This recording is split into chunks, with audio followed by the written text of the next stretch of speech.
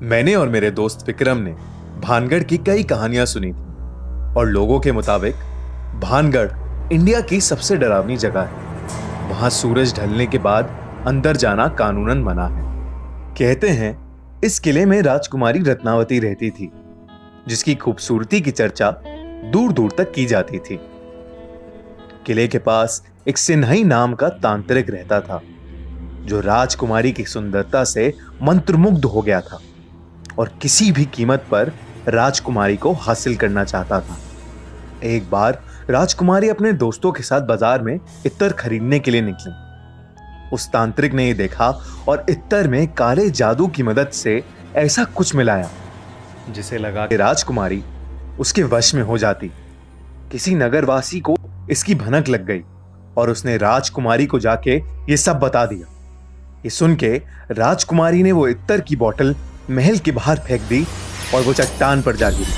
काले जादू के कारण वो चट्टान उस तांत्रिक की ओर आकर्षित हुई और उसे कुचल डाला। अपनी आखिरी सांसें लेते हुए उसने पूरे भानगढ़ को एक श्राप दिया। भानगढ़ अब कभी सुखी नहीं रह पाएगा और यहाँ जो कोई भी निवास करेगा सब मारे जाएंगे। उसके कुछ ही दिनों बाद मुगल योद्धाओं ने भानगढ़ में घुस के उस पर कब्जा कर लिया। उस लड़ाई में 10,000 लोग मारे गए, जिसमें कई औरतें और छोटे बच्चे भी थे। राजकुमारी रत्नावती को उन्हीं के कमरे में घुस के मार दिया गया था। कहानियों की माने तो आज भी वहां उन लोगों की आत्माएं घूमती हैं और जो भी इंसान सूरज ढलने के बाद वहां गया है वो कभी वापस नहीं लौटा। हमने सोचा कि हम भानगढ़ जाके पता लगाएं कि क्या सच में वो इतनी भयानक जगह है या ये सब सिर्फ एक कहानी है। करीब रात 8 बजे गार्ड को कुछ पैसे देके हम अंदर घुस गए। अंदर घुसते ही कुछ ऐसा लग रहा था जैसे हवा रुक गई हो और एक अजीब सी घुटन हो रही थी। हमने किले के 1-2 चक्कर लगाए, लेकिन हमें कहीं कुछ भूतिया नहीं मिला।